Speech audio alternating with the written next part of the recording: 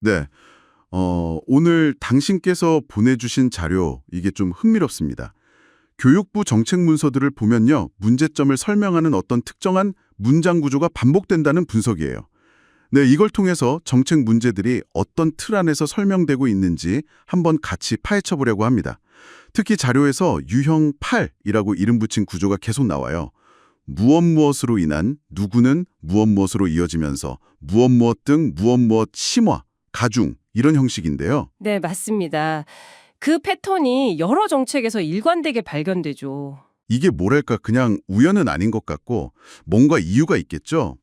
오늘 구체적인 사례들을 보면서 이 구조가 문제인식이나 해결책 제시에 어떤 영향을 미치는지 그걸 알아보는 게 저희 목표입니다. 자, 그럼 바로 시작해 볼까요? 좋습니다. 일단 첫 번째 사례부터 보시죠. 교권보호 종합대책 2023년 자료인데요. 여기서 문제점을 이렇게 서술하고 있어요.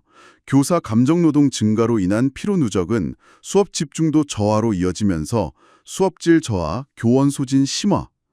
와, 정말 정확하게 유형 8이네요. 네, 그렇죠. 딱 그 틀에 맞춰져 있습니다. 보면 그 원인, 그러니까 교사 감정노동 증가, 이게 직접적 결과인 피로 누적으로 가고, 그 다음엔 연쇄적으로 수업 집중도 저하, 그리고 최종적으로는 수업질 저하, 교원 소진 심화, 이렇게 딱딱 이어지죠. 네네. 인과관계가 아주 명확하게 보이게끔 만들었네요. 맞습니다. 그래서 개선 방안도 그 흐름에 맞춰서 정서 회복 프로그램 운영 및 상담 지원 강화 이렇게 제시됐고요. 문제의 원인부터 결과까지 쭉 연결해서 해결책을 내놓는 방식이죠. 일까 하는 생각도 드는데요.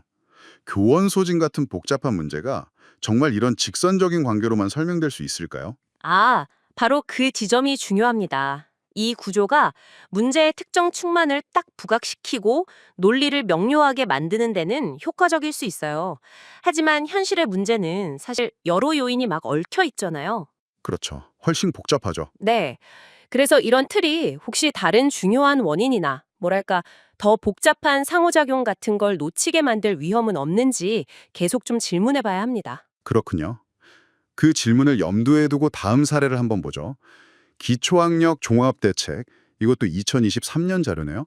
여기서는 지역 간 학력 격차 심화로 인한 교육기회의 불균형은 학습의욕 저하로 이어지면서 진로기회 불균형 심화. 아, 이것도 같은 구조네요. 네, 동일한 유형 8 구조입니다. 이번에는 지역 격차라는 좀 더 사회적인 문제가 시작점이죠.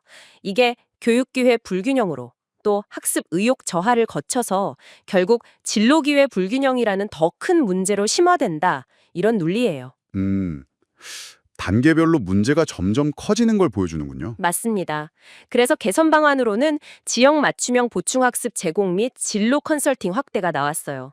문제의 시작점으로 본 격차를 좀 해소하려는 노력이 보이죠. 네. 이번엔 기술 변화와 관련된 사례도 하나 볼까요? AI 기반 디지털 교육 계획. 이건 2022년 자료인데요. 디지털 기기 과다 노출로 인한 시력 저하 및 주의력 결핍은 학습 집중도 저하로 이어지면서 학습 격차 심화. 어김없이 같은 패턴이네요. 그렇습니다. 디지털 기기 과다 노출이라는 현상, 이게 신체적, 정신적 문제, 그러니까 시력 저하나 주의력 결핍을 일으키고 이것이 다시 학습 과정, 즉 집중도 저하에 영향을 주고 결국에는 교육 결과인 학습 격차 심화로까지 이어진다는 분석인 거죠. 네. 그래서 개선 방안은 디지털 건강교육 도입 및 오프라인 병행 수업 확대예요. 기술 활용의 어떤 균형점을 찾으려는 시도라고 볼 수 있겠습니다. 아, 그렇군요. 지금 몇 가지 사례만 봤는데도 이 유형 8 구조가 정말 일관되게 쓰이는 게 보이네요. 교육정책 문서를 쓸 때 왜 이렇게 특정 틀을 선호하는 걸까요? 특별한 이유가 있을까요? 여러 이유를 생각해 볼 수 있을 것 같아요. 일단 정책 결정자 입장에서는요, 문제의 원인과 결과를 명확하게 딱 제시하면 정책 개입 필요성이나 정당성을 강조하기가 좀 용이하거든요. 아, 설득력을 높이려는 거군요. 네, 그렇죠. 그리고 또 복잡한 문제를 비교적 단순하고 이해하기 쉬운 형태로 전달하는 효과도 무시할 수 없고요. 하긴 보고받거나 읽는 사람 입장에서는 이해하기 편하겠네요. 맞습니다. 하지만 아까도 말씀드렸듯이 이런 틀에 맞춰서 문제를 재단하다 보면 그 문제의 본질적인 복잡성이나 다양한 맥락 같은 걸 놓칠 수 있다는 점, 그건 계속 경계해야 합니다. 네. 오늘 저희는 교육부 정책 자료에서 반복적으로 나타나는 특정 문장 구조, 오호로 인한 오호로는 오호로 이어지면서 오호등과 오호심화, 가중, 이른바 유형 8에 대해 집중적으로 살펴봤습니다. 여러 사례를 통해서 이 구조가 문제의 원인부터 심화 과정, 그리고 해결책 제시까지 어떤 틀로 작용하는지 확인할 수 있었네요.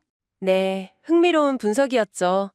이렇게 정형화된 방식으로 문제를 기술하는 게 명료하다는 장점도 분명 있지만 그 이면에 혹시 우리가 놓치고 있는 다른 중요한 측면은 없을까? 이런 생각도 하게 됩니다. 맞아요.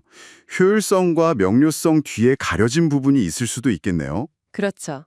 그래서 당신께서 앞으로 교육 정책 관련 자료를 보실 때 이 익숙한 틀 너머에 혹시 숨겨진 더 깊은 이야기나 아니면 고려해야 할 다른 변수들은 없는지 한 번쯤 생각해 보시는 건 어떨까 싶습니다. 네, 좋은 지적이 있습니다. 익숙한 틀에 의문을 던져보는 것 중요하겠네요. 네. 다음에 또 다른 흥미로운 분석으로 찾아뵙겠습니다.